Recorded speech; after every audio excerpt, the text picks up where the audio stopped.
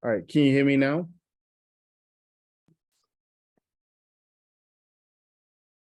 Can you guys Yes. hear? You can hear me clearly?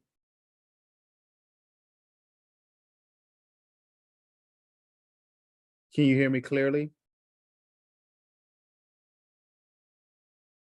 Not at all.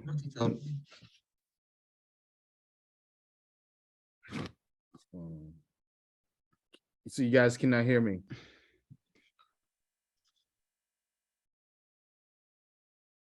No one can hear me? Teacher, I hear you. You can hear me. Who else can? Raise your hand. Yes, if I you can hear hear me. Raise your hand if you can hear me.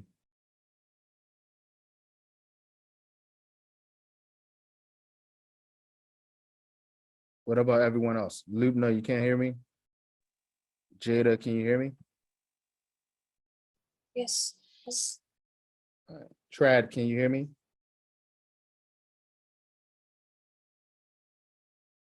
Yes, I can hear you, but I don't know how I can raise my hand. There's a raise your hand but feature under what is it at? What is it at? Reactions, I think. I don't have a reaction. You know, this laptop is different. Huh. No, you should have that function. Yeah. If you go Yes, to yes, react, I get it. I get it. Hanan, can you hear me?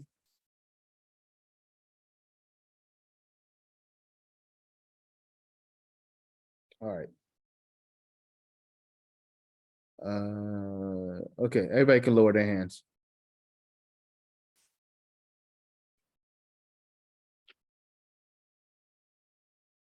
All right.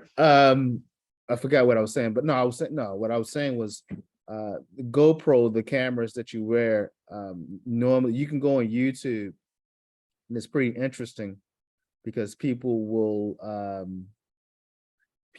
record when they go underwater and they're like underwater treasure hunters, and they find different things underwater. And mostly what they find is, does anybody know what they find the most? Most of the time, what they find underwater?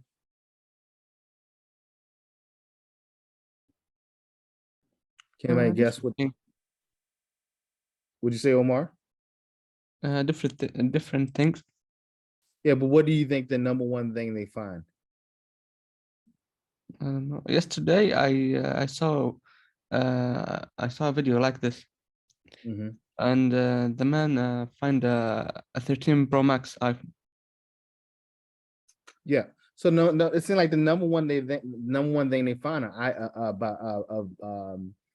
smartphones. Smartphones seem to be the number one thing people find are smartphones. It's interesting. And it seems like they find Apple products the most, which tells me either people who use Apple are dumb or Apples are just trash. iPhones are just trash, garbage. Raise your hand if you think iPhones are garbage. Trash technology. Oh, no one agrees with me? We got a bunch of iPhone users here. Huh? No Android fans here? Oh, okay, I guess it's all You mean iPhone? Yeah, you have an iPhone, you love iPhones? Not more. Okay. I love it, but not more. Let's see. Let's see who goes next. Lubna, you have a question? No, I just answered for your question. Yes, I love iPhone. I have one iPhone. Well, it's interesting. I find it interesting. That's the number one thing they find in the water. iPhones. I think they find iPhones in the water because iPhones are garbage. Kadai,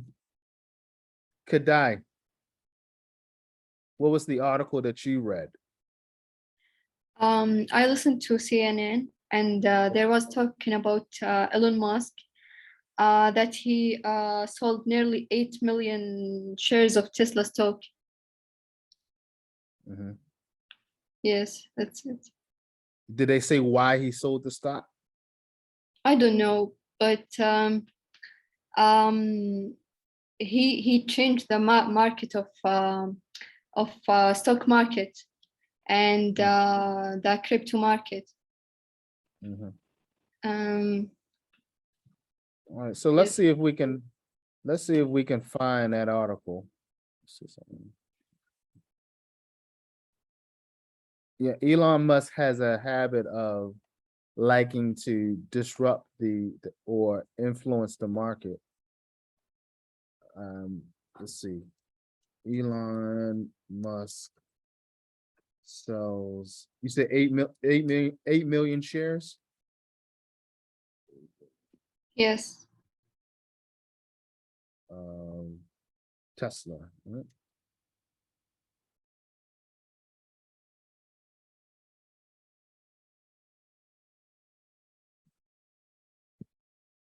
All right.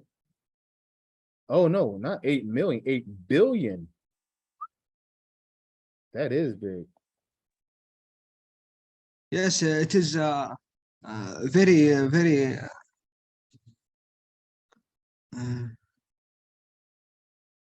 So let's read that article.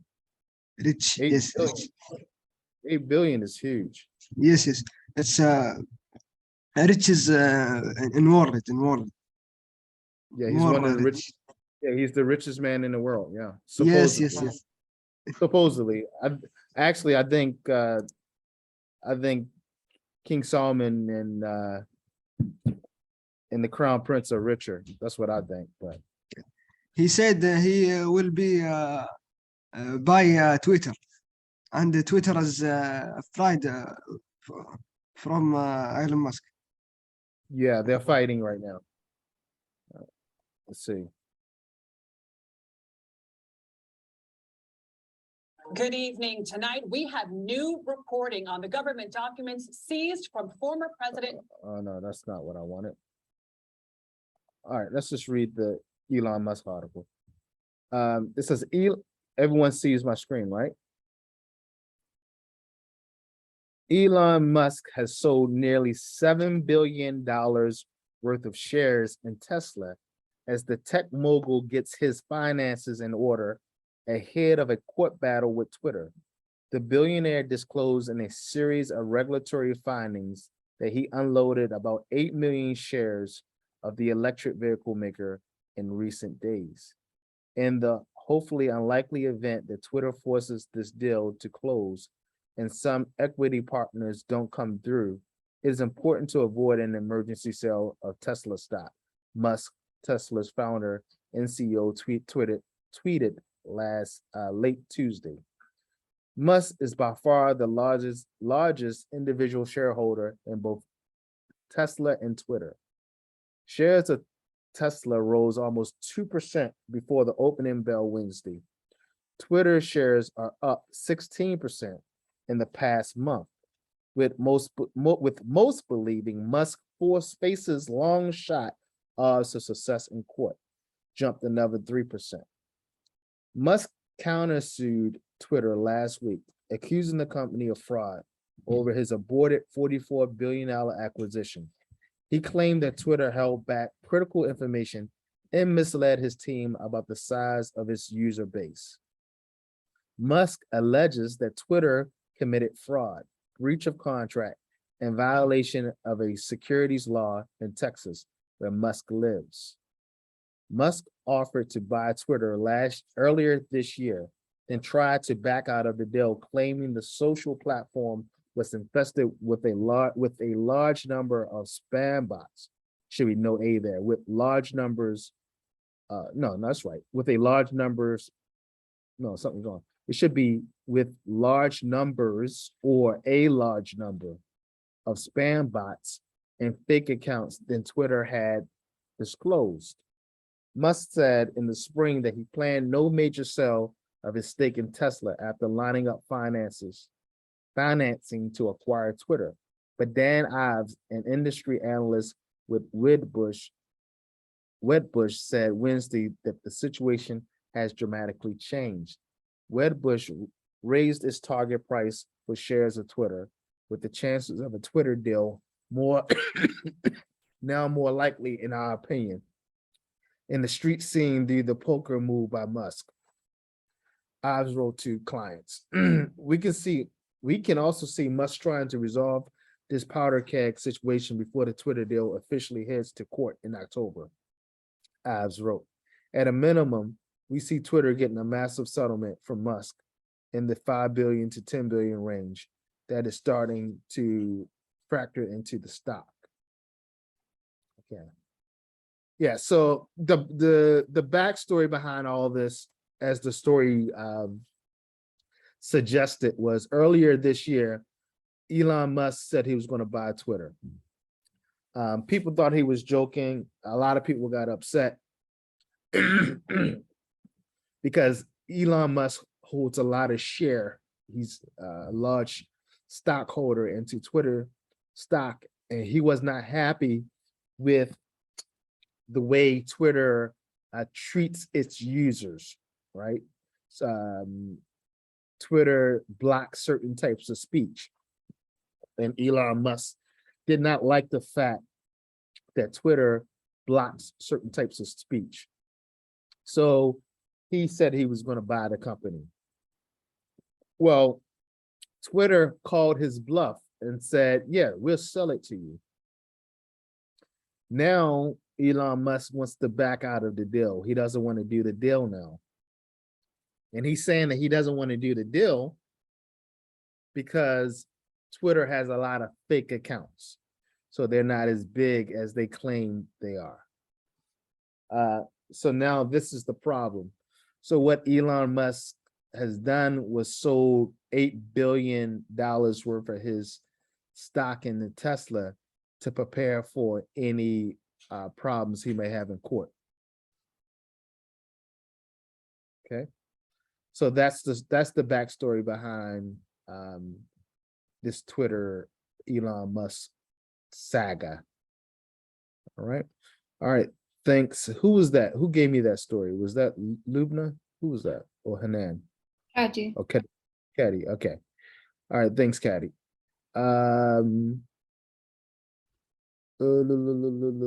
Let's see.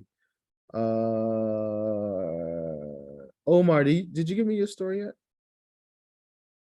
Yeah, I gave. Okay. Trad, you have a story for us that you read for your homework? Yes. I hear a story about famous and charity. A famous who? And charity, do a charity. Charity. So someone famous participated in a charity? What? Here there is a non-car. Yes, a non-car. Go to the street and he asked some people in the street. He said one of people in the street. How about what do you think about do a charity from famous? Understand or not? Do me a favor. Say it in Arabic, and somebody will translate. Say it in Arabic, so I can understand the story better.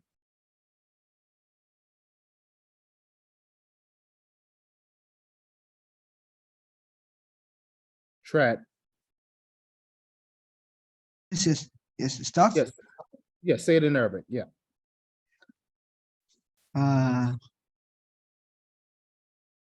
بالفصحى ولا طيب. كان هناك مذيع يسأل عن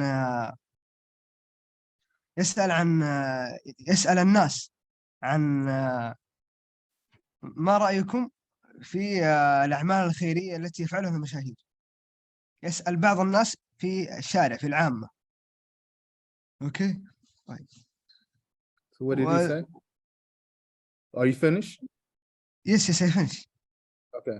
Somebody translate. I will write it in Google No, Translate. no, no, and no, I- no, no, no, no, no, no, no, no. That's fine. Somebody can translate. Translate what he said for me, someone.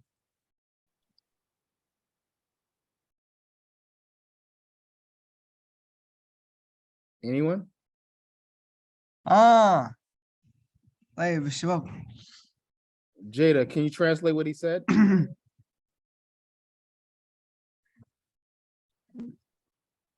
معلش. عيدوا لو سمحت.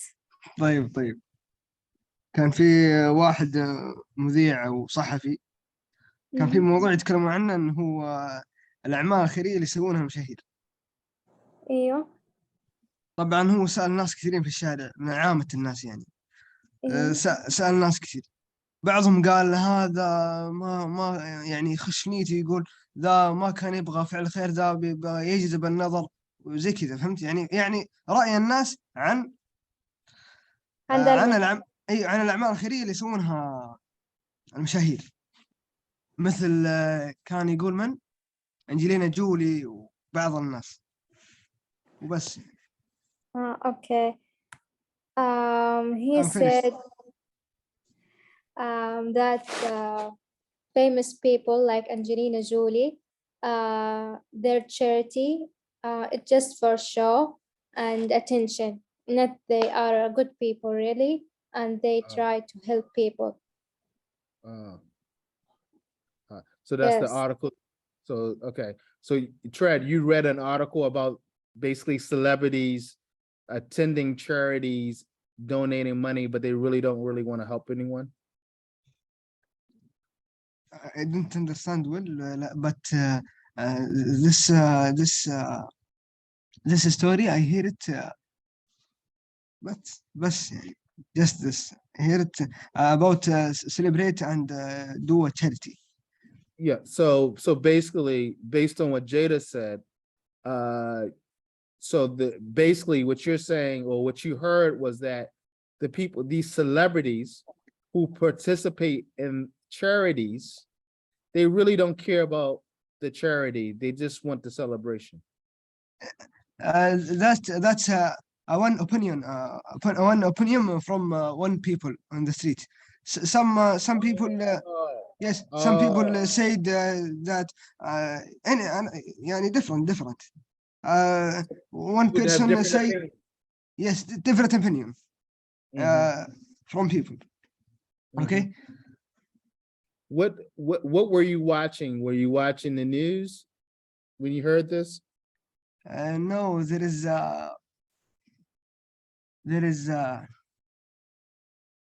in internet. There is learning English. Yes. Okay, good. Was it YouTube or was this something on the internet?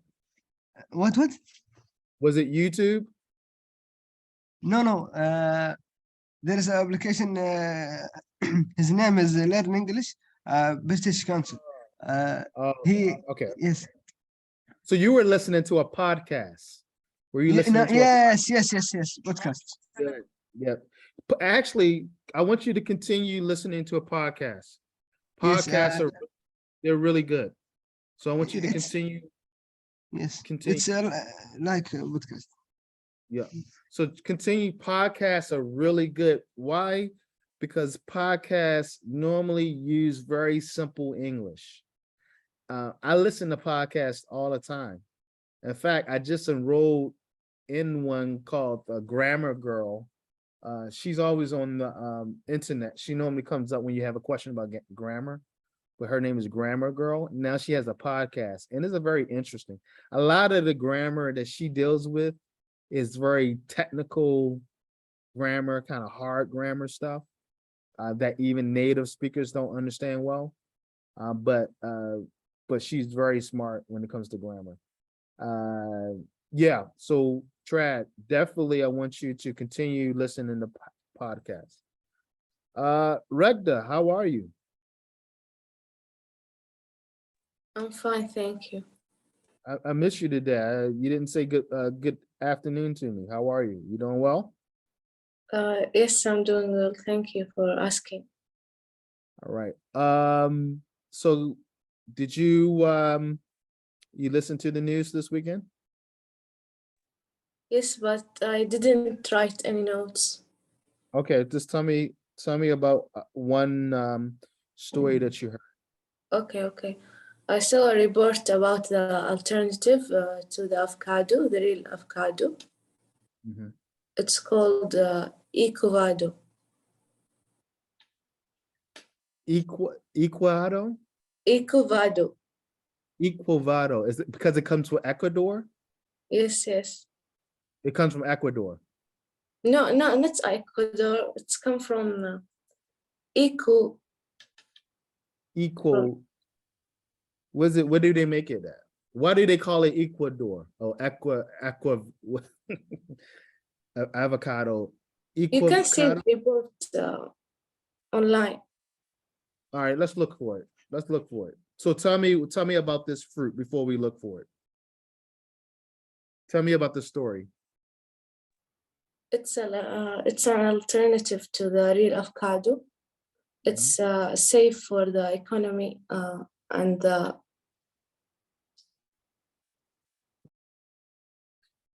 In which ways is it safe for the economy or the environment? environment. Yes. So avocados are bad for the environment? No, it's not. But it's a strange report. All right, so all right, now you got me interested. Let's look it up. And so alternative to avocado.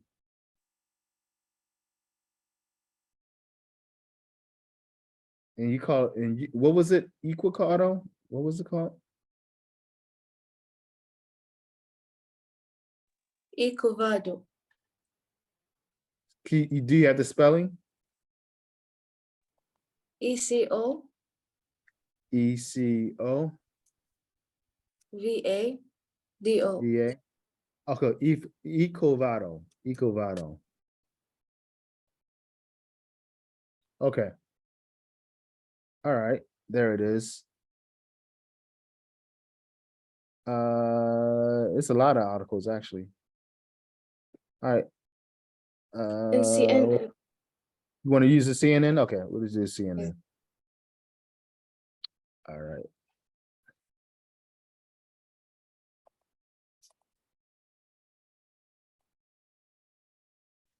All right, let's read this one.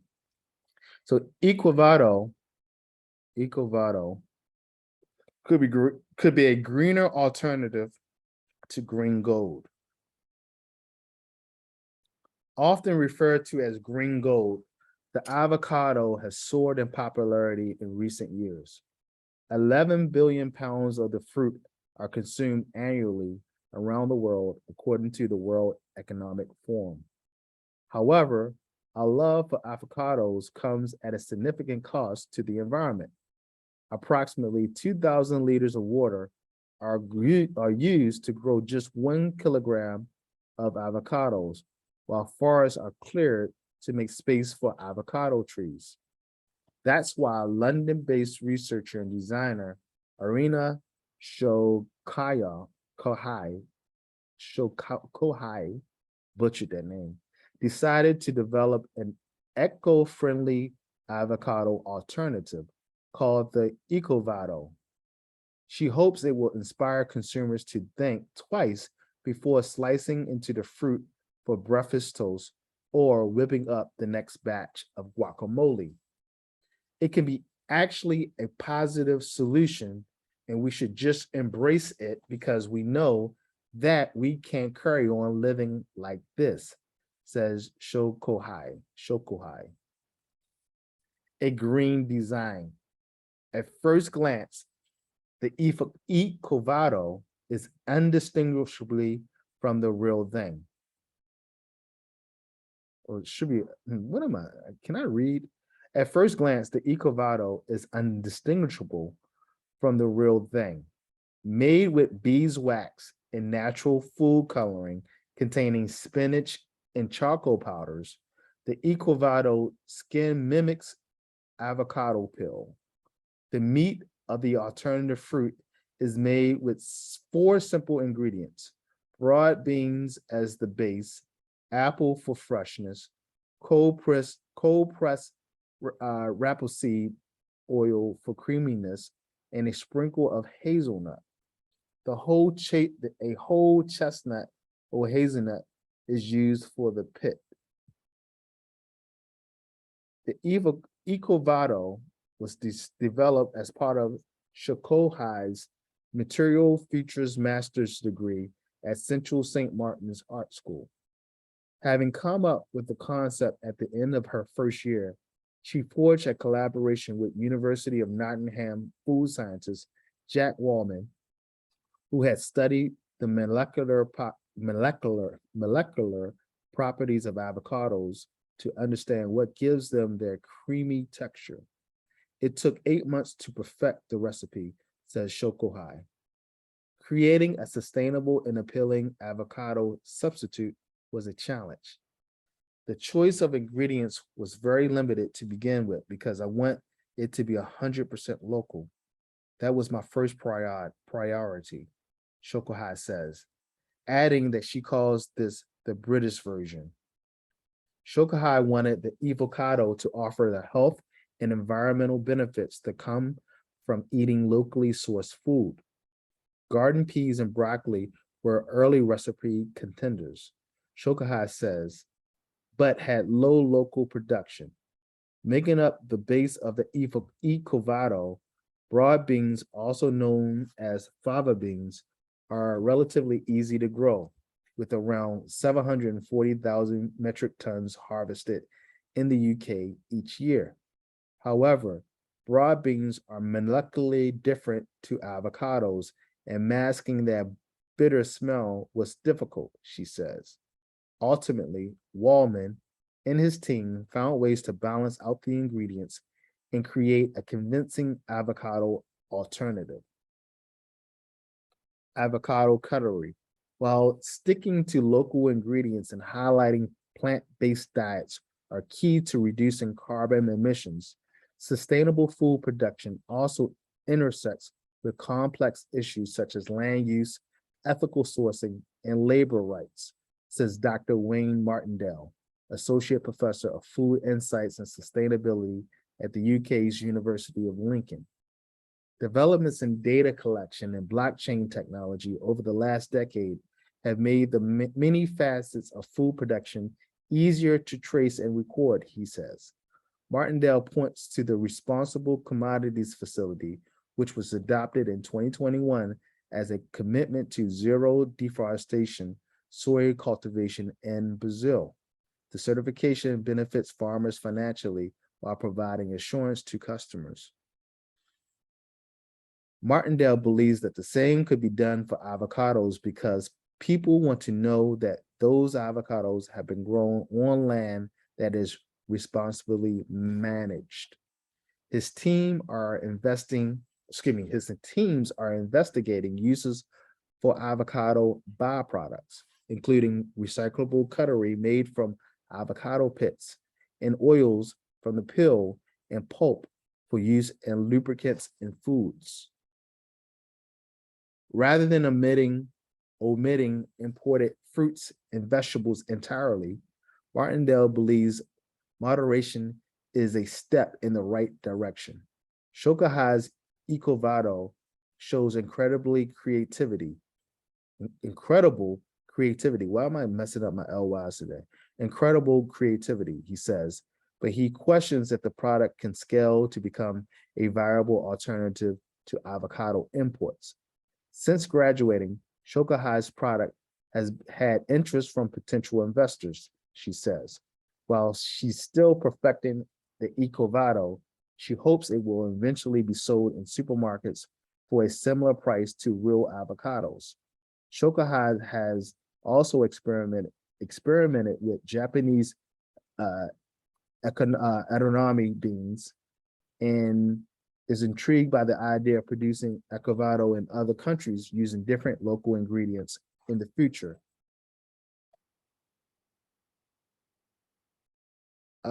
She hopes skeptics will give the Ecovado a chance. The taste maybe is not 100% exactly like avocado, Shokoha says, but that doesn't matter as an alternative as long as you can have it on your sourdough and it tastes good, and it tastes good rather, and it looks the same and it's healthy. All right. So that's the story about Ecovados. All right.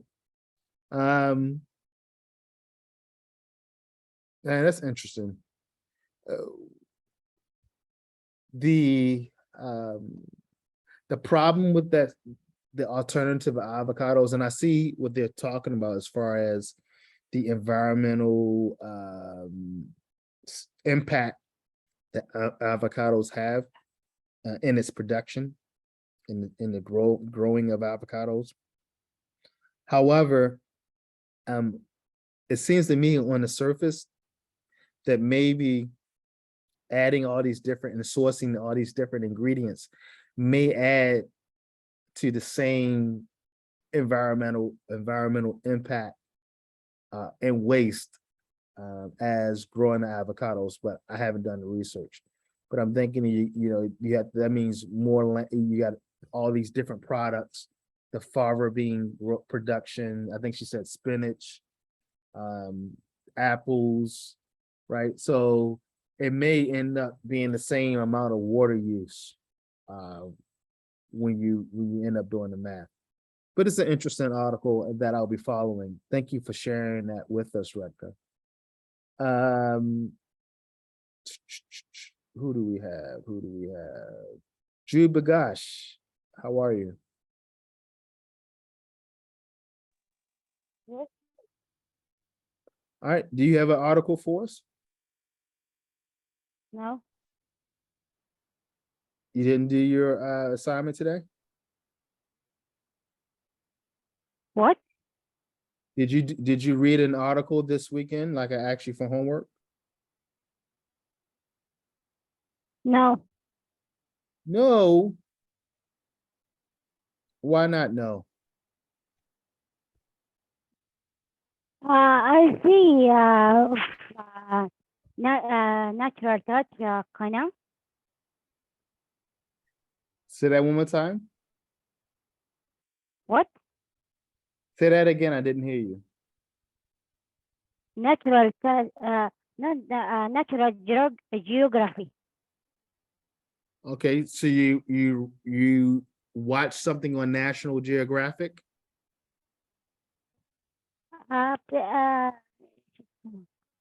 Animals is playing. A crocodile is eat a lion. Uh-huh. When did you watch this? Yeah. You watched this weekend? Television. You watched it this Yes. weekend? Mhm. Yes. And what happened again? A crocodile ate a lion? Yes. How did that happen?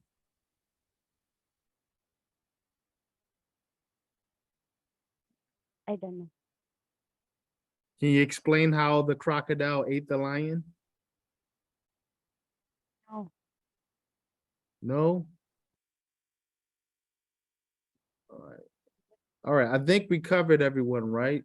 I think we covered everyone. All right, so here's what I want you guys to do now. In the Google chat, in the Zoom chat, in the chat box, I want one simple sentence about something that you, about one of the news stories you read or watched, mainly watched this weekend. So give me one simple sentence about something that you heard while watching the news this weekend. One simple sentence about something that you heard while watching the news this weekend. All right. Just give me one simple sentence about something that you heard while watching the news this weekend. If you didn't watch the news, then make something up. Make a story up, or tell me something that you did this weekend. If you didn't watch the news, if you didn't do the assignment, then just tell me something you did this weekend. All right, one simple sentence.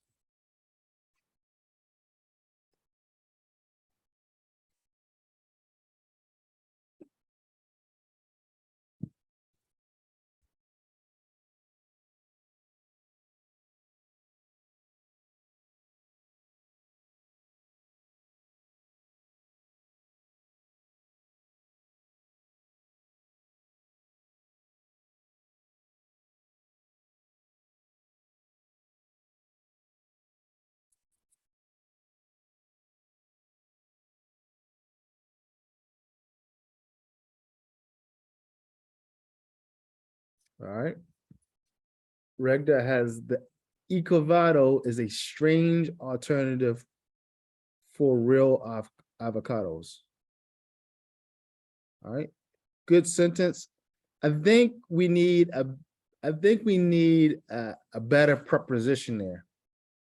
I think we want, or a preposition rather. I think we want the Ecovado is a strange alternative to real avocados. But alternative for real, that might be correct, actually. Let me, that actually may be correct. Alternative for real. It should be, I think the better sentence is alternative to. But let me just check something here. I'm gonna check one thing here. Okay. I don't know what is my.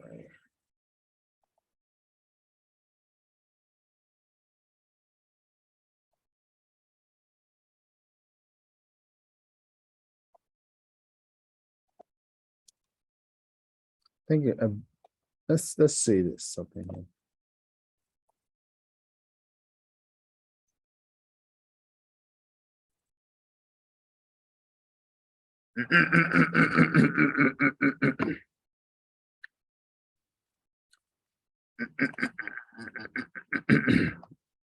Yeah. Yeah, that's what I thought too. Yeah. So instead of for, the better version of that sentence should be to. Okay, Rector? Sentence looks good though. The Ecovado is a strange alternative to real avocados. You got that, Rector? Yes. Okay. Let's look at Shahad. The number of children in Japan, it is lowest since 1950. All right, Shahad, I want you to rearrange that sentence. Make it, it's right now the sentence is awkward. The number of children in Japan, it is lowest since 1950. So I want you to relook at that sentence, Shahad, and make it more coherent. Remember that C word we talked about, coherent. So I want you to look at that sentence again, and let's make it a little bit more coherent. Okay. Remember, we're doing a simple sentence. So give me subject verb first. Okay. Give me subject verb. That should help you. Give me that sentence structure. Right now, you don't have that subject verb sentence structure. So go ahead and give me that, Shahad. And let's look at it again. Omar, fishermen found a bomb from the Second World War. Right. So looks good. The only problem I have is Omar, we're gonna write the word second out. S-E-C-O-N-D. We're gonna go ahead and write that word out. Okay. Second is actually a word. Okay, Omar? Teacher, I Okay, have a question. Yeah, let me talk to Omar for a second. So just write the word second out. And what else do you need in that sentence, Omar? full stop. There you go. You need a full stop. Everything other than that looks good. Fisherman found a bomb. Also, you got form. It should be from. So spell from, right? F-O-R. Oh, F-O, sorry. F-R-O. F-R-O. You got form. So fishermen found a bomb from the Second World War, full stop. And that'd be perfect. Trad. The truth about the charitable work of celebrities. Okay, Trad. All right, good try, but you're missing a verb. Remember, Trad, every sentence must have a verb. All right. So Trad, we can rewrite the sentence like this, Trad. Let's start with the subject first, guys. Remember, that's why I give you the sentence structure, subject, verb. Follow me with that. Don't forget your sentence structure. Go ahead and follow me at the basic level. I want you to write this way. And then when you get better, you'll understand how to play with the sentence structure. But just follow the basic sentence structure I'm giving you. So Trad, let's go celebrities.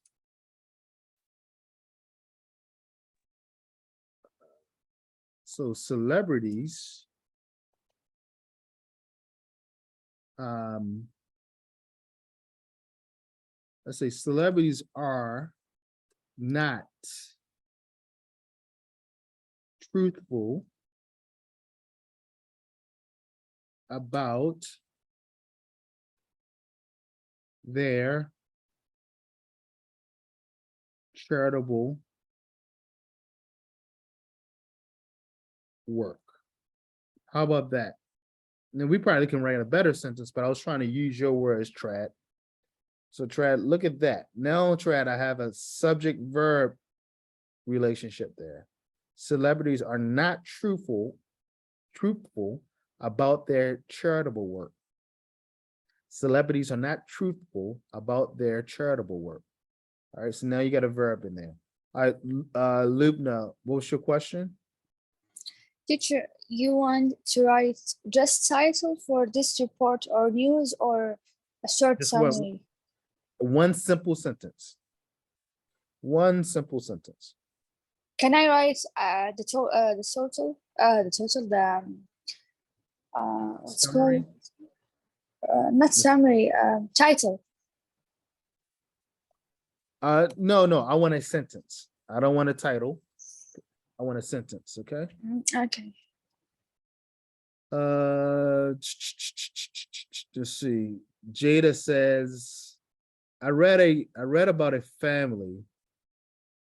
They fell from the hole it called end of the world. All right, Jada, let's fix that a little bit. So you got your subject verb. I read about a family. All right. I read about a family.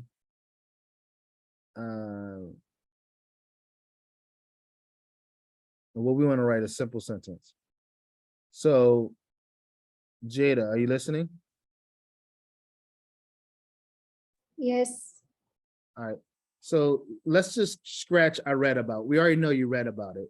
So let's just say clearly and directly and concisely what happened. So what if we did this? A family, what did a family do? Fell from the cliff. There you go. A family fell from The cliff. the cliff. I don't know the cliff. So let's say a cliff A cliff. Okay. while driving. Okay. And if we want to make more, give more information and still keep it a simple sentence, we could say a family fell from a foggy cliff while driving. And there you go right there. You see that? A Yes. family foggy cliff while driving. You see what I wrote? Yes. So now you still have a simple sentence and it has a lot of information. It tells us that they fell. All right. And then if we wanted to add more information, but still keep it a simple sentence, we can. We can modify it even more. We can say a family Then we can add an adverb. Unfortunately,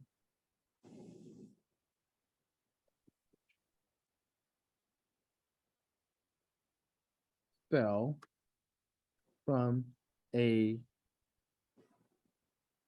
and let's say you wanted the name of the cliff is called End of the World.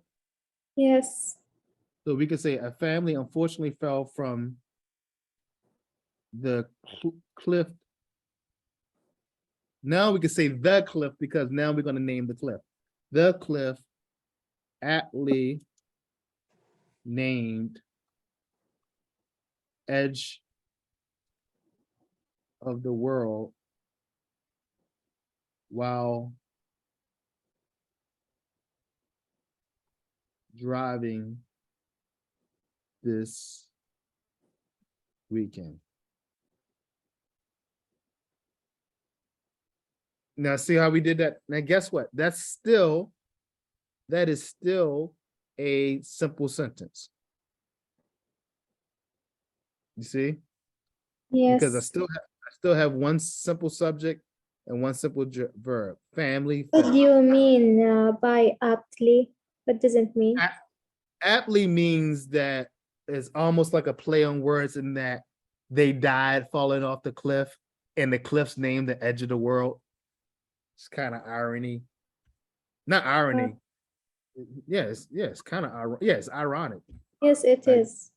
yeah, the cliff is named Edge of the World, and they fell off the edge of the world and died to their death. So that's what we mean by aptly, that the name of the cliff is appropriate in this situation because the family unfortunately died falling off the edge of the world. You see what I'm saying? It's ironic. Yes. Is ironic the right word? It's I think. Yeah, we could use the ironic. Yeah, but that is still a simple sentence because now I want everybody to look at that. The two sentences there. One is very short. A family fell from a foggy cliff while driving. Right, gives us a lot of information. All right, but the second sentence gives us more information, and it's still a simple sentence. A family, unfortunately, all right, unfortunately modifies what? Fell. From what? Where? From the cliff. The reason why we say the cliff is because we're going to name the cliff. We know the cliff. From the cliff, aptly modifies what? Named. Edge of the world, driving this weekend. So we only have one subject, one verb. Okay. Let's see. Shahad says Italians didn't like Domino's pizza. All right. What did they don't like? Do they like it now, Shahad? No. All right. So I think we should change that verb and say Italians do not like. Remember, we do not use contractions in formal English, right? So no contractions. So Italians do not like Domino's pizza. Okay. Everything else is right. Caddy, Europe is going through its 4th summer heat wave. Looks good to me. Perfect sentence. Europe, because they're currently going through a heat wave. Europe is going through its 4th summer heat wave. Okay. All right. Good use of it's. It's the correct it's. So good there. The possession form of it's. Perfect. Shahad. Italians didn't like Domino's pizza, so Domino's pizza closed in Italy. That is, that's a compound sentence. Cause and effect. All right. Good use, Shahad, of a compound sentence. Very good. Good comma placage. Everything is perfect there. All right. The only thing I would ask you to do is not use that contraction didn't. I want you to, again, it's not wrong, wrong grammatically, it's just in formal English, we shouldn't use them. All right. Lubna, I read a report on the long life of humans, and it was talking about reasons for longevity. Humans cannot live longer than 110 years old. All right. So Lubna, we don't need to say I read. Okay. Remember Okay. last week we talked about conciseness, right? We know you read it or you heard it. We know you got the information somehow, so we don't need to say that. Just be straight to the point. All right. So can Say, I start? yep. Yep. Just declare it. Just say it. So what do we want to say? What's the subject we're going to start with? What's the subject we'll start with? Humans. Sir? The Lebanon. report talk about? No, forget the Long- report. Forget the report. Ah, So give me a subject. What's no. the subject? Humans. It's about humans, right? Yes. All right, let's go right to the point. Humans what? Can't live Can longer than 110 years. The scientist said. okay, so you want to say that. So the subject would be scientists now. Scientists. Scientists believe, what about that? Scientists believe Yes. That humans can't live longer than that humans cannot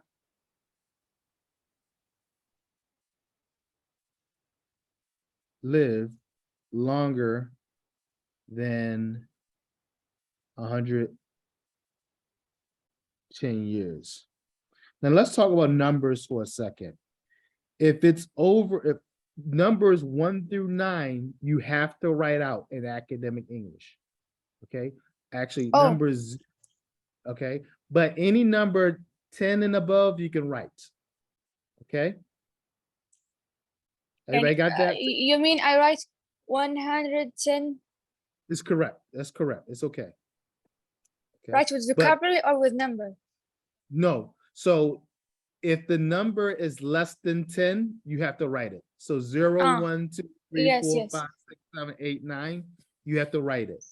But 10 and greater, you can write the number out. You can just write 10, the numeral, the Arabic numbers. All right. So scientists believe that humans cannot live longer than 110 years old to 110 years. Or if you really want to suggest that the report is saying this, where did you read that report? What report was that? It's news. I write some news in Google, then I find it. Okay, so it was an article in Google. What if we say the article states, if you want to say it that way, SA maybe? The article states, or the report states, the article states that humans. Teacher, but the reports talk about the reason. Then in end of this report, he said this fact: it's impossible to people to live than this age. So what was the main idea of the report? The main idea of the report was what? The reason. What reason? What the reason for what? Many reasons. He talked about many reasons. The food, the type of life, the exercise, that something, many things. So what if we said it like this? The article. Like he talk about secrets. article, of a very long life. okay, the The article, reason. the article summarizes Many how reason. humans can Live longer. live a long life, Long or life. live long. Let's say live long. Okay. So we can write that the article summarizes how humans can live long. The report gives suggestions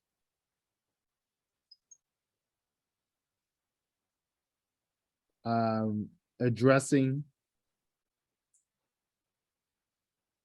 human longevity.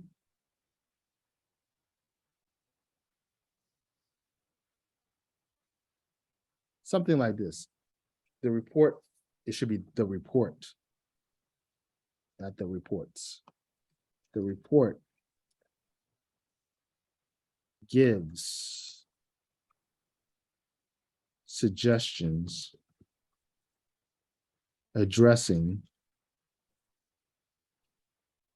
human longevity and, let's say, in health. All right, something like this. Okay. I just want Yes. Yes. I want you to see the How is the sentence. difference between my sentence and your sentence? No, yeah, but I want you to, but more importantly, listen, I know you're not gonna write like me. I don't expect you guys to write like me right now. That's not the key. Okay. By practice we can, inshallah. Practice. If by practice you will. You not can, you will, inshallah. But more, what I want you to really look at right now is the sentence structure. Right now, I want you to put the subject first. You see how I put the report gives? You don't need to say, I read a report. Okay? You don't need to say, I read or I heard. Okay. If you want, you can, if that's the main focus, is talk about, I heard a report about this. But mainly in academic writing, we just say, we declare what we heard, right? We make declarative statements. All right. The report stated this, and that. Okay. Okay. All right.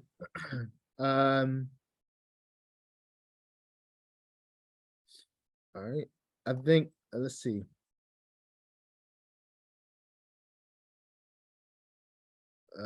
Second one. Let me go back to Shahad. Shahad, did you try to readdress that sentence? The number of children in Japan, it is lowest since 1950. Have you figured out how to fix that sentence? I think I can read the number of children in Japan. It's lost since 1950. Say that again. Say that again to me. Tell me again. I will write it. We don't use it is. لا, it is. On the compound. The number. How can we write that sentence? The number of children in Japan, it is lowest. Okay, so you see the problem that you have? You have it is right in the middle. We need that in the beginning. The number of children in Japan, you still got it. It's still awkward. So let's fix it. So let's start with our subject first. All right.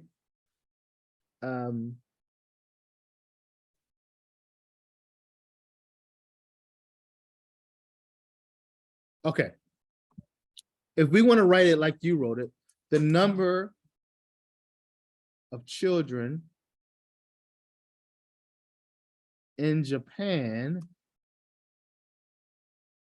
is the lowest it has been since 1950.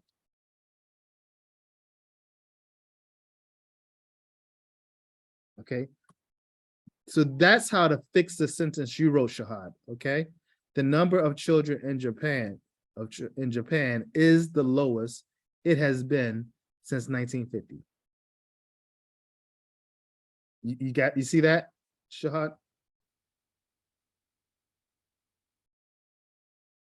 Yes. Okay, but we got a problem. Is that a simple sentence? No. No, because we got two subjects and two verbs. The number of children is the lowest it has been. All right. Right. So let's make that a little bit, let's make it a simple sentence. Let's go. We would have to change the wording a little around to make it a little bit better, but we could say Japan's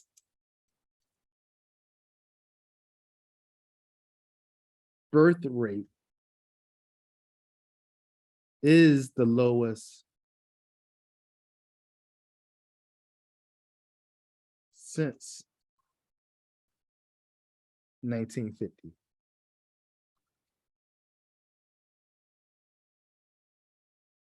Right? Japan's, give it a little possession there, apostrophe S. Japan's birth rate is the lowest since 1950. How about that as a simple sentence? I think it's right. All right. Now, we could say, actually, Shahad, when I'm thinking about it, we could say the number of children. Hope everyone's watching this because you should be learning from everyone.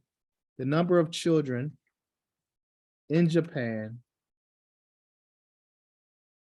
is the lowest since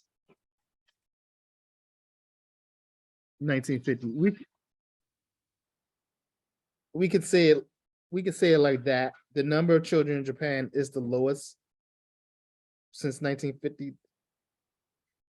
Or we could say, this would probably sound the best way right here. The number of children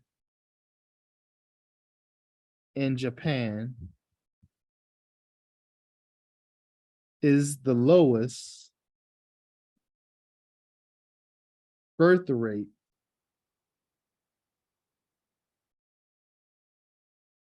since 1950. That's probably the best way to say it. The way you wrote it, that's the best way, Shahad, the last one. The number of children in Japan is the lowest birth rate since 1950. You see that, Shahad? Yes. All right, so that's the best way to write it the way you wrote it, using the structure you wrote it. That's the best way. The most concise way, now the last way is good. The number of children in Japan is the lowest birth rate since 1950. You can even say it, the number of children in Japan is the lowest since 1950. The number of children in Japan is the lowest it has been since 1950.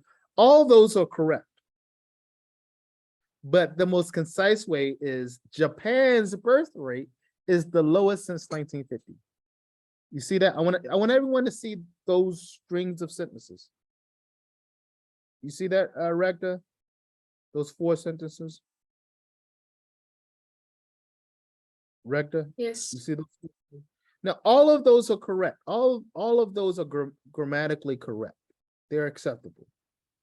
But the most concise is the shortest one. Japan's birth rate is the lowest since 1950 because it says exactly what it needs to say. It has the proper, it's concise, it's brevity. Okay, it goes straight to the point. All right, and that's ultimately what we want out of a sentence. Instead of saying the number of children in Japan is the lowest birth rate since 1950, we can just say Japan's birth rate is the lowest since 1950. Now, again, all 4 of those sentences are correct, but which one is more academically sound? It's the sentence that is the most coherent and the most And I would obviously would have the element of cohesion and the most concise. All right. Remember, coherency or being coherent falls let me say this correctly.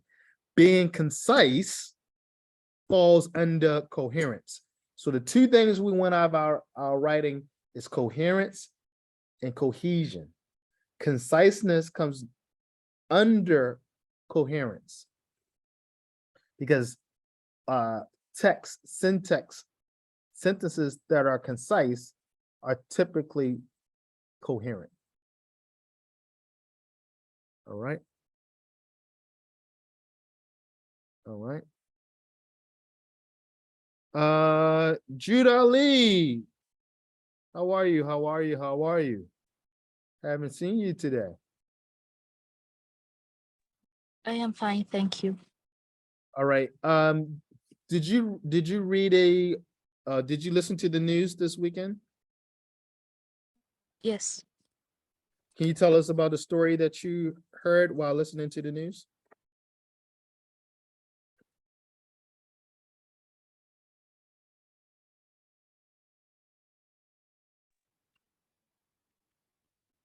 I'm doing this homework in classroom, but I Yeah, will now. yeah. Can you tell us about the story? Everyone, before you came on, everyone shared their story with us.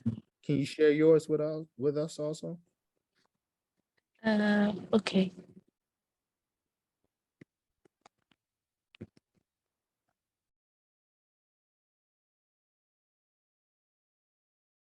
I can't now. All right. You okay. All right. All right, let's do this. It's 2:49. We haven't taken a break yet. So let's do this. Let us make sure you file for the attendance for hour 2. All right. If you were here if you were not here in hour 2, don't do hour 1 as attendance because it's going to tell me that you came in late. So do hour 2 for those who attended hour 2. Do that now. It's 2:50 right now. Let's take a 20-minute break. Let's take a 25 because I held you a long time this time. I'll tell you what. Yeah, let's take a 25-minute break. We'll come back at 2:15. 3:15. We'll come back at 3:15. Take a 25-minute break. We'll come back at 3:15. Any questions? No. All right, we'll see you in 25 minutes.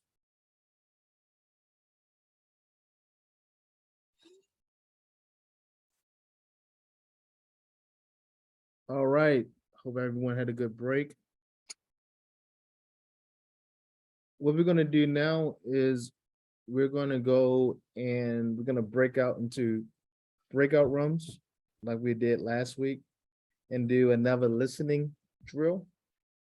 So I'm gonna assign breakout rooms now.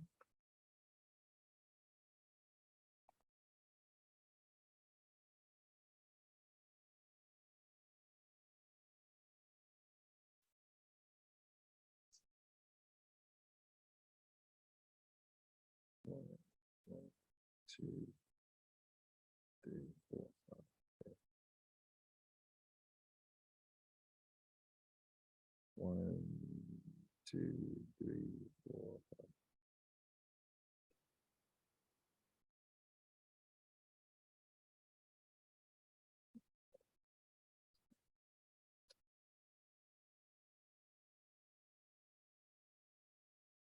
Let's try that.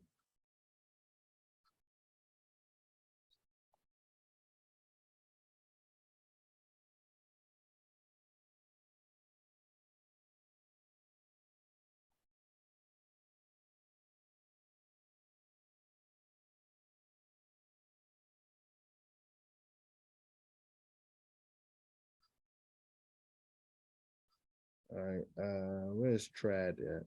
All right.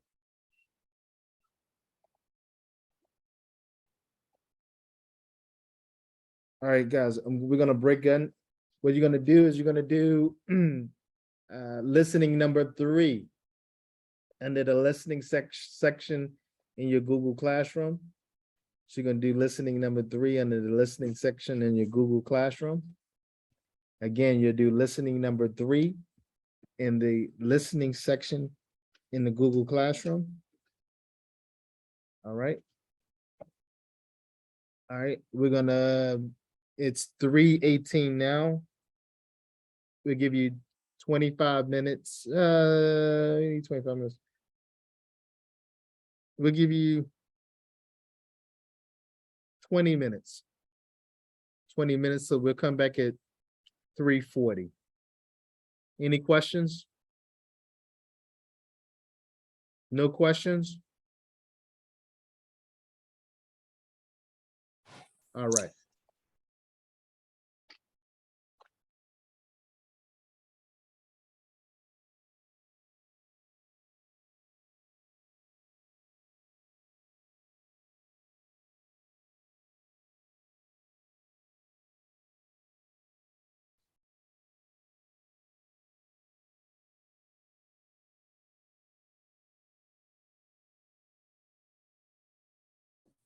Please, doctor, can you send a link? Yeah. Link for which one? Just follow the open, everyone is assigned. So Hanan, you should be in with Jada.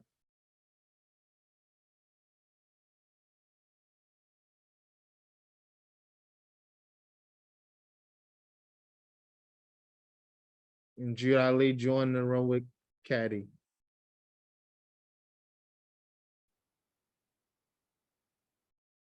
Jude Ali, there you go.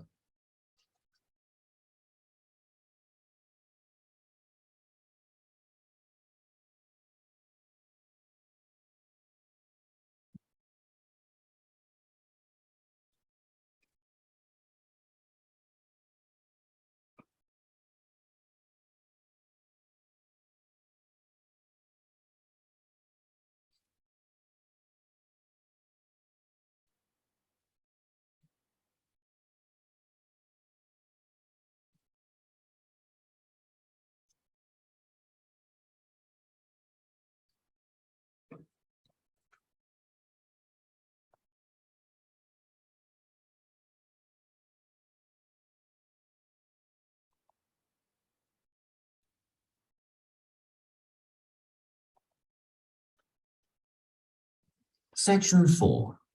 You will hear a talk on the topic of time perspectives. First, you have some time to look at questions 31 to 40.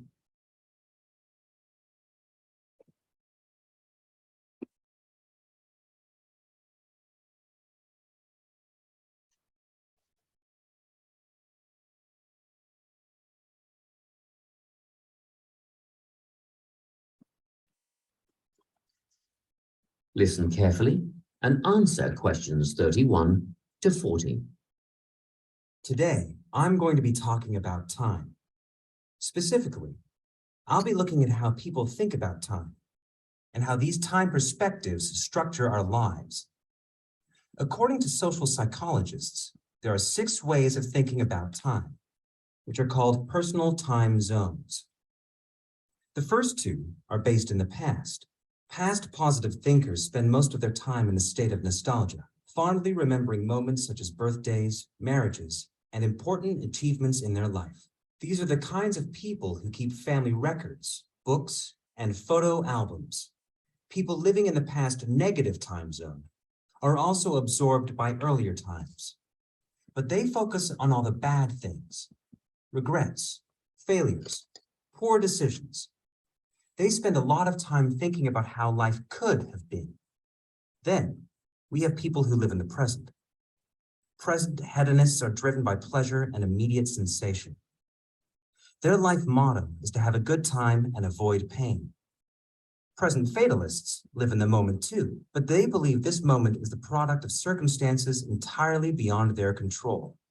It's their fate, whether it's poverty, religion, or society itself. Something stops these people from believing they can play a role in changing their outcomes in life. Life simply is, and that's that. Looking at the future time zone, we can see that people classified as future active are the planners and go-getters. They work rather than play and resist temptation. Decisions are made based on potential consequences, not on the experience itself. A second future-orientated perspective, future fatalistic, is driven by the certainty of life after death and some kind of a judgment day when they will be assessed on how virtuously they have lived and what success they have had in their lives. Okay, let's move on.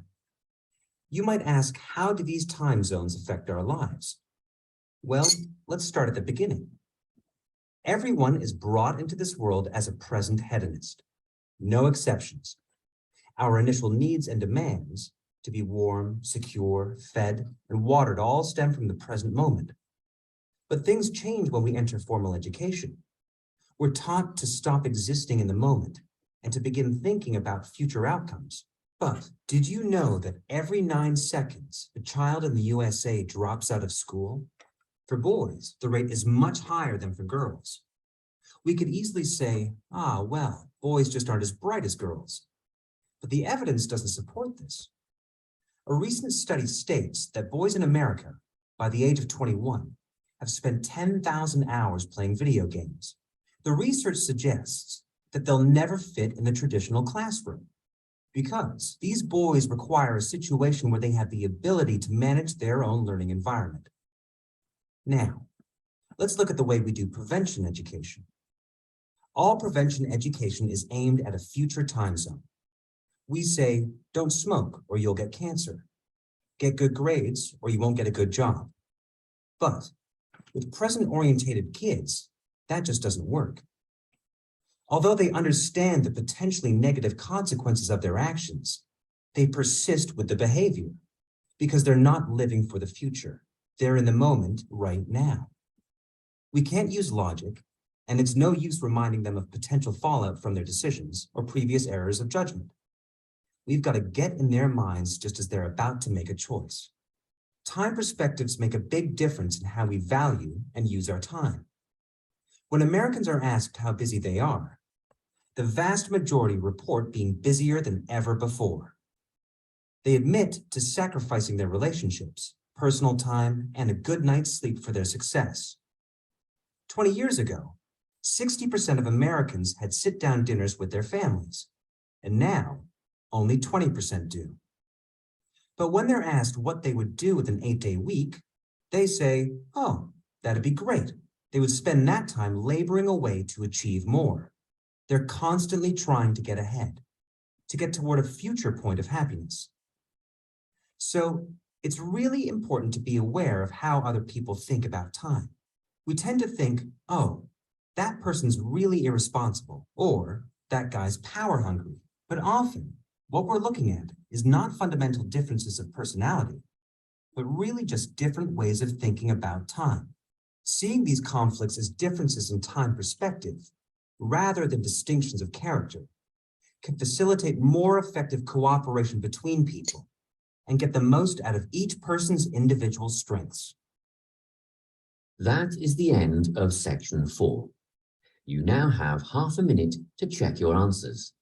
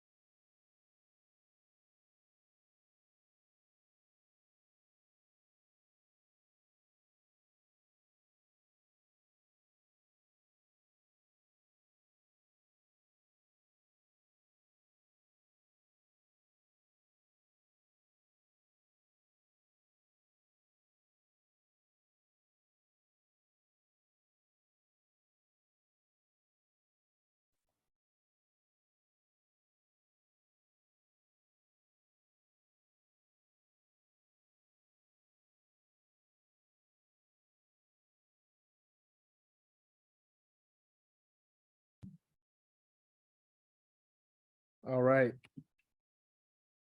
So you should have completed questions 31 through 40 and practice number 3. Right. We'll listen to the recording, then answer the questions.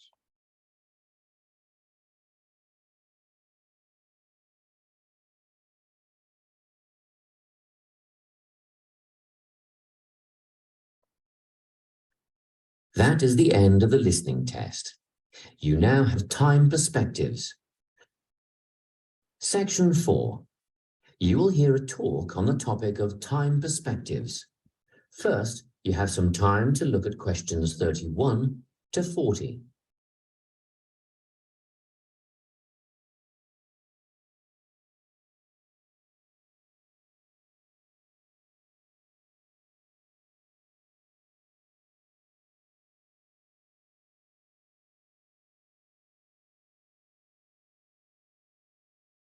Listen carefully and answer questions 31 to 40. Today, I'm going to be talking about time. Specifically, I'll be looking at how people think about time and how these time perspectives structure our lives. According to social psychologists, there are 6 ways of thinking about time, which are called personal time zones. The first 2 are based in the past. Past positive thinkers spend most of their time in a state of nostalgia, fondly remembering moments such as birthdays, marriages, and important achievements in their life. These are the kinds of people who keep family records, books, and photo albums. People living in the past negative time zone are also absorbed by earlier times, but they focus on all the bad things, regrets, failures, poor decisions. They spend a lot of time thinking about how life could have been. Then, we have people who live in the present. Present hedonists are driven by pleasure and immediate sensation. Their life motto is to have a good time and avoid pain. Present fatalists live in the moment too, but they believe this moment is the product of circumstances entirely beyond their control. It's their fate, whether it's poverty, religion, or society itself. Something stops these people from believing they can play a role in changing their outcomes in life. Life simply is, and that's that. Looking at the future time zone, we can see that people classified as future active are the planners and go-getters. They work rather than play and resist temptation. Decisions are made based on potential consequences, not on the experience itself. A second future-orientated perspective, future fatalistic, is driven by the certainty of life after death and some kind of a judgment day when they will be assessed on how virtuously they have lived and what success they have had in their lives. Okay, let's move on. You might ask, how do these time zones affect our lives? Well, let's start at the beginning. Everyone is brought into this world as a present hedonist. No exceptions. Our initial needs and demands to be warm, secure, fed, and watered all stem from the present moment. But things change when we enter formal education.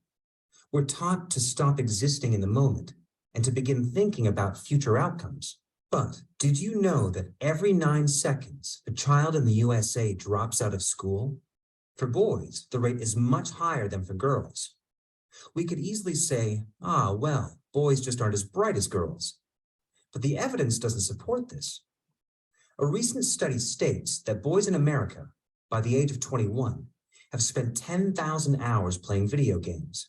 The research suggests that they'll never fit in a traditional classroom because these boys require a situation where they have the ability to manage their own learning environment.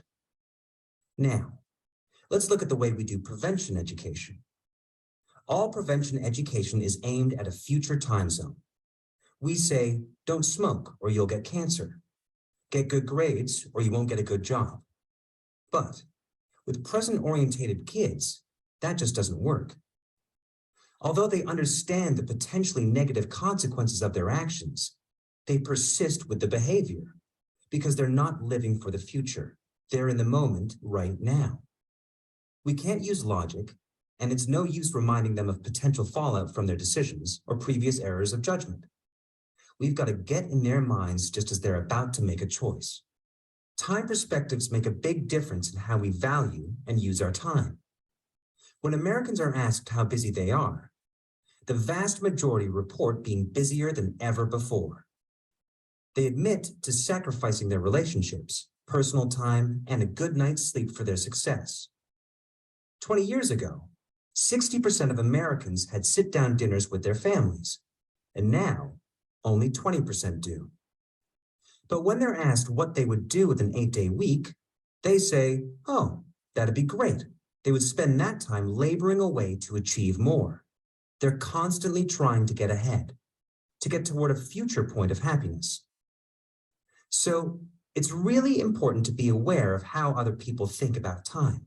We tend to think, oh, that person's really irresponsible, or that guy's power hungry. But often, what we're looking at is not fundamental differences of personality, but really just different ways of thinking about time.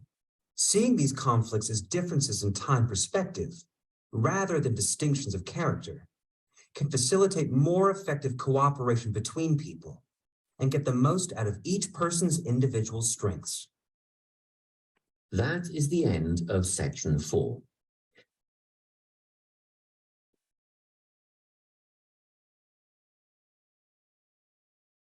All right, so let us check these answers.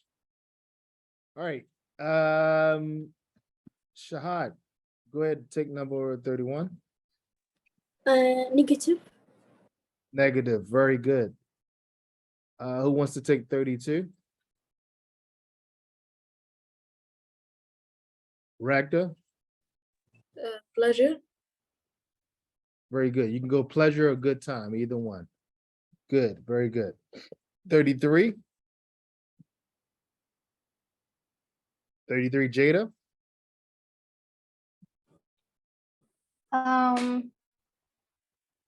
Yes.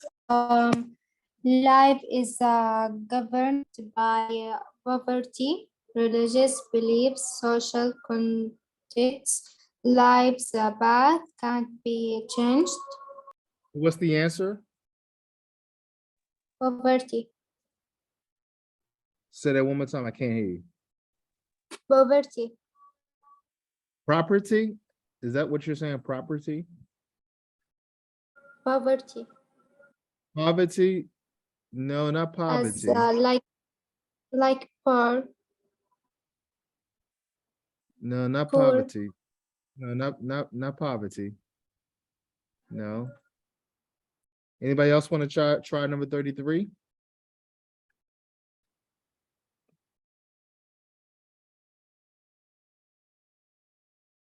Anybody want to try? Rector? Poverty, maybe. Popularity? Poverty. No, no.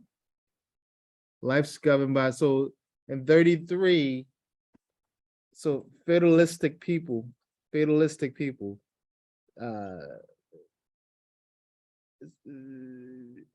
they believe that they have no control. They have no control what happens in life. And it's mainly stemmed from religious beliefs and cultural conditioning. That everything is predetermined. So Omar, what would that be for 33? Poverty. No, you guys, I don't know where you guys getting poverty from. You guys Or do you mean their control? Their control? All right, but what's the word that we need? I don't know.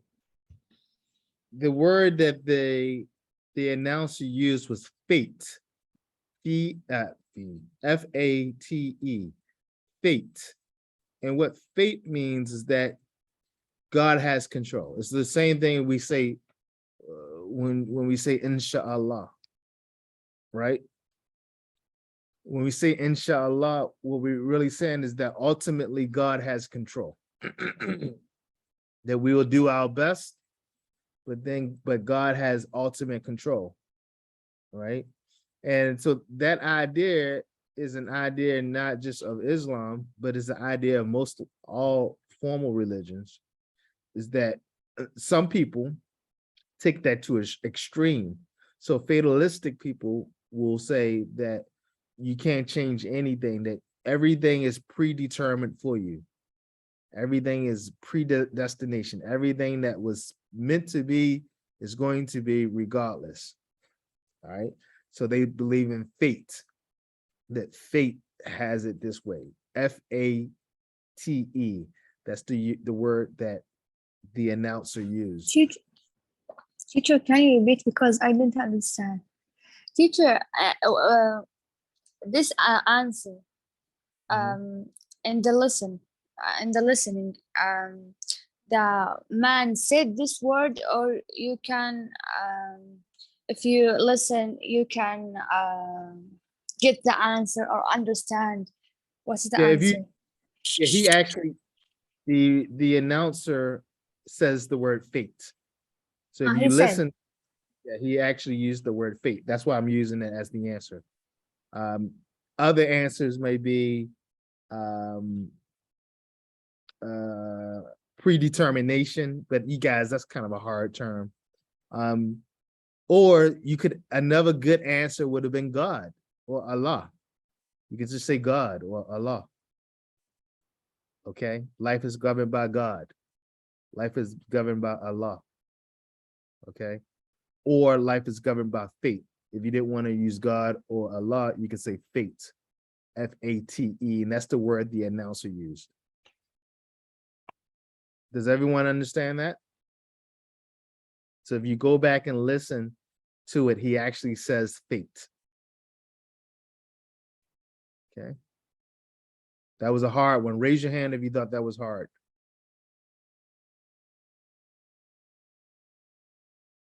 Yeah. All right. Yeah, everyone should raise their hand because no one got it, right? So yeah, so this is the concept basically that God, that some people, fatalistic people, believe that they have no control over their situation. All right. So it's not even really a fatalistic people are not even really, it's not really a religious thing, actually. Some could be religious, actually. Some could be religious in that they believe that God controls everything and they have no control over what happens. And then some people might not be religious at all and just believes that everything was designed to be a certain way, and they're not going to do anything to control or try to modify or change their situation. They let fate have its way. All right, these are fatalistic people. All right, 34.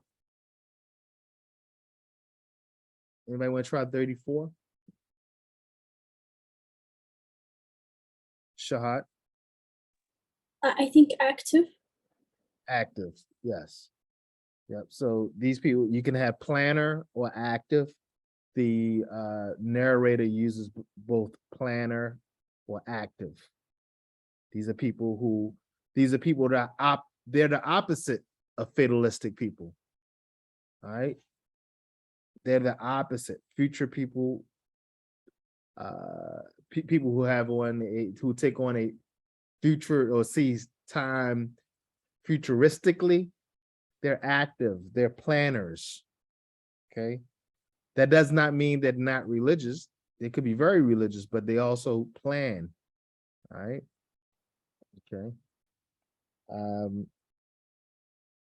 35.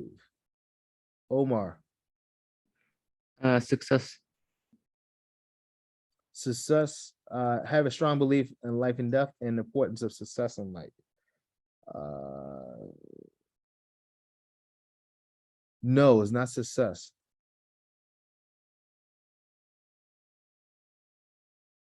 Not success.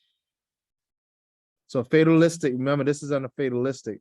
So fatalistic people wouldn't necessarily be worried about success, really. What they have a strong belief in life and after death and importance of blank in life. And that's success in life. Because these are people that believe in fate and predetermination, that God controls everything regardless of what they do. So anybody get 35? What are fatalistic people really concerned with? The importance of what?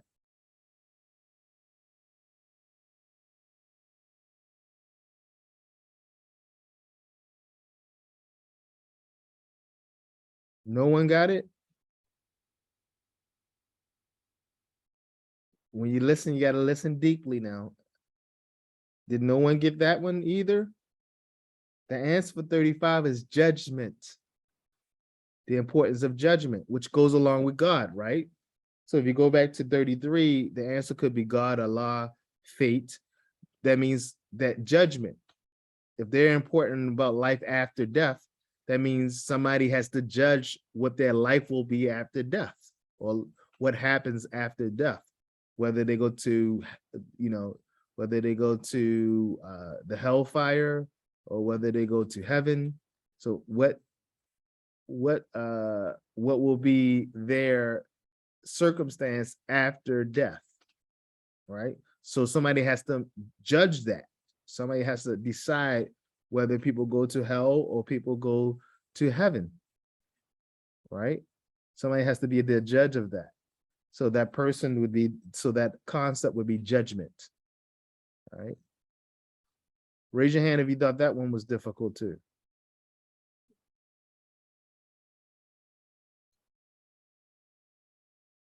All right. And some of these you have to, so when you listen, listening is beyond just listening for ideas.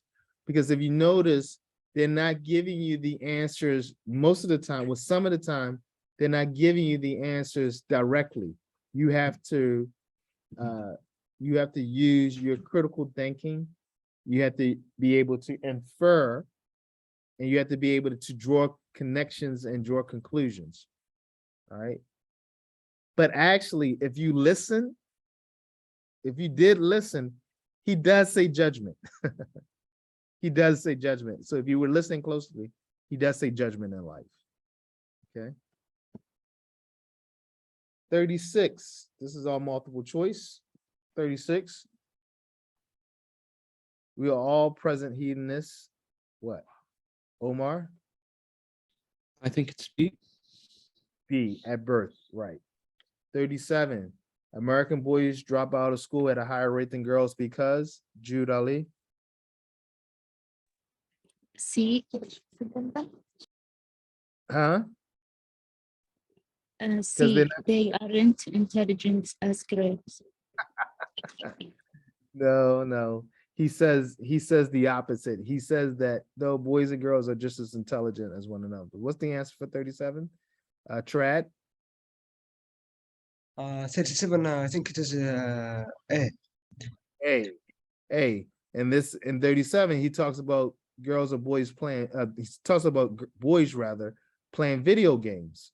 And because boys at that time, boys play more video games than girls, they tend to drop out because they want to have control of what they learn, right?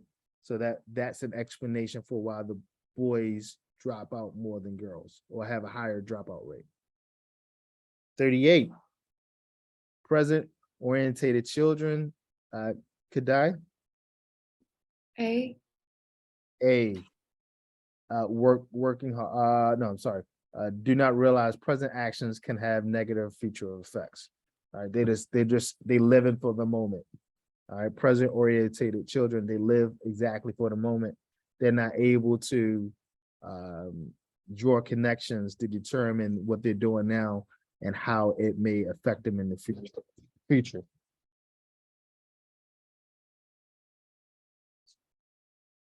Thirty-nine.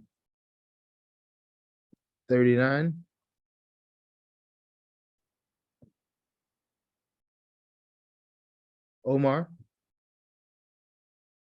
I think it's A. A, yes. So if Americans had an extra day, they would spend working harder. And he says, because Americans are seeking success. And then the last one, 40.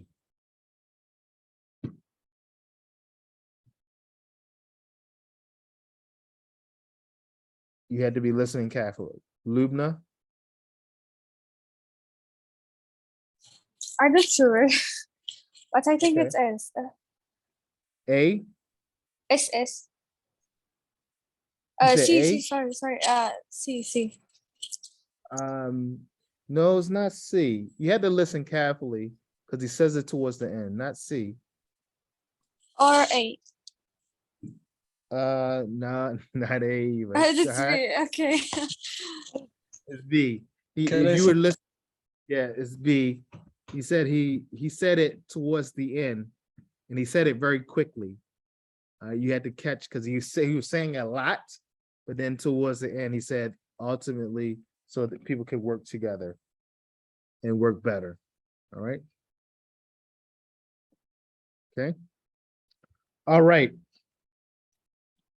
That's our listening. It's important. A lot of you guys didn't do the task I asked you to. I know this may, you may see them difficult or boring, but this is the way you're going to improve. Listen to the news. The news is a good way to learn in English and, more importantly, improve your listening skills. Okay. All right. All right. Well, make sure that you do the attendance for hour 3. Make sure you complete the attendance for hour 3. Lubna, you have a question? No, sorry. Omar, you have a question? No, but doctor, I sent the notes at a private message. Okay, no problem. I'll take a look at it. All right, we will see everyone inshallah tomorrow. Inshallah. Remember, continue to do your 5 read theories. Do your 5 read theories today and try to listen to 10 minutes worth of news. Inshallah. Inshallah. Everyone. Okay. All right. We'll see you guys tomorrow. Inshallah. Good night. Good day. Have a good day. Be safe. Ma salama. Assalam.